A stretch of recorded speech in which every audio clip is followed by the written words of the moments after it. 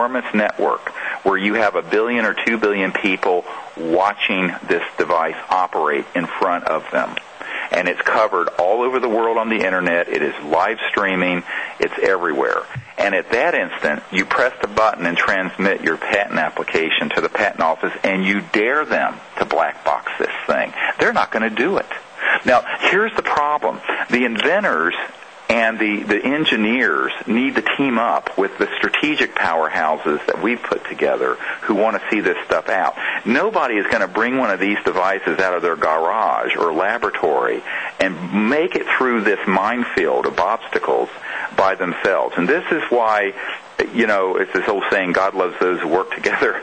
You've got to put together the right elements. And so what we're doing is putting together these strategic elements, security elements, prime movers in society with the engineers and scientists so that there is an umbrella of protection around that knowledge, around that scientific device, so that it all comes out in a coordinated fashion. It can't be done any other way. If you try to do it, a lot of people think, oh, I've built a better mousetrap, the world will be at a path to my door. Well, I got news for you. Murder Incorporated or knock on the door from someone else will come there first. So you've got to have the strategic reach and clout, I hate to use that word, to be able to do this and to do it well and professionalize the process. And that's what Arrow is doing. I'm very confident that whatever the technology is that anyone has out there, if it is a way of generating energy that can be a practical value to the world, we can protect it and we can get it out there, and we'll be able to succeed in doing that. I have chairmen of Senate committees ready to stand up with one of these devices when it's unveiled. And I mean, you're not going to, I don't care how much you think you control the media, like you pointed out, with the internet, with webcasting, with the international media. Hell, Al Jazeera will be there covering it. I don't care. You know, there's no way you're going to say, you know, what we're going to do is squeeze the tube so hard that the toothpaste goes out of there like a rocket, and you're not going to put that toothpaste back in. Now, you have to coordinate this very carefully. It's expensive. It's a virtuoso act of strategic planning. Our strategic plan to carry this thing out around any device, even an entry-level device, is 39 pages long, where each line is a major strategic action bullet. And it's 39 pages. But you're not going to do it any other way. And this is the problem. Most of the people think that they just need more money. What they really need is more strategic capital. They need this network. And that's what Arrow has, and that's what our group has developed over the last 17 years. I mean, it's not for nothing. We're headed into the top of the hour break, and then we'll have a long time to talk before there's another break. But let me just do this. If there are inventors that have this type of technology, how do they get in touch with you? Contact me at arrow2012.com and let us know. And there is actually a way there, a section of the website for inventors and engineers who understand these technologies. And let me say, for those of you who are like me, you're just, you know, one of the interested individuals, you really got to go see this website and read the information that's on the website. It is exciting stuff. If you understand what it is they are doing and what they plan to do, it's really exciting stuff. Now, when we come back on the other side of this break, I've got a couple of more questions about some of these methods of suppression and how you get around them, because they're pretty sticky. And you're playing in the major leagues here. I mean, we are, yeah. But we have major league players on our team, and that's what I want to emphasize. We have major league players on our team, and I don't believe at this point that if someone has the real deal in the way of these technologies, and we're working with some people who are in the final home stretch of developing these things, and we're looking for more. I don't think there'd be any way for that to succeed unless they took the whole planet to DEFCON 5. Yeah. Ooh, I hope they don't do that. All right, we'll be back on the other side of this break with more with Dr. Stephen Greer, and we'll open the telephone lines for you to call when we come back. This evening, Dr. Stephen Greer, and we're talking at this point about new organization, fairly new. It's not brand new, but July of last year, right? Yeah, August of 07, yeah. August of 07.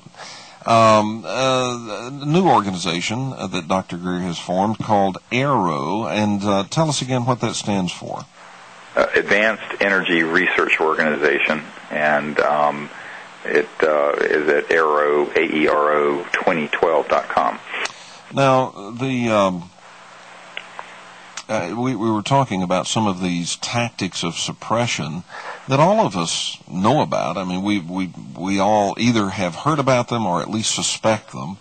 And Dr. Bearden has documented quite a few of them in his books and writings as well. Now, one of them that you list on your site is the systematic interception of funds and essential financial support needed to develop and put into mass application such a fundamental new energy source. Right, and here's the mistake there, and here's how you fix it.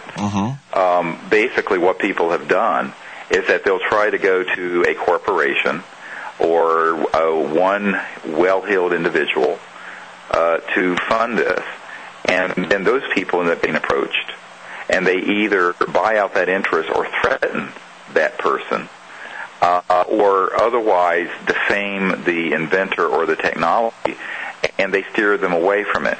What we plan to do is democratize that whole process.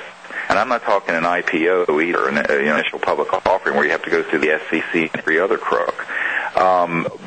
Basically what you do is that if you have a prototype that works, just like if you come out with a new Lamborghini, you say, look, you light up this system and you put it to people and say, here's something that works. It's been reproduced. It's been tested at whatever, MIT or UCLA or some independent testing lab, and it's been tested 3 or 4 times. It's been reproduced, and we want the people to support this, and it will run your whole house. And instead of spending $50,000 or $80,000 on solar panels and windmills to run your house, this will be X amount, and put half of that towards this now, or a deposit, and then you pull in millions of people, or at least thousands of people, and you democratize the process, and you don't let one big financial player tie it up. This is a mistake that keeps happening over and over and over again, and it's because you really need to give this to the people, but you need to be able to reach the people. You need to be able to articulate it.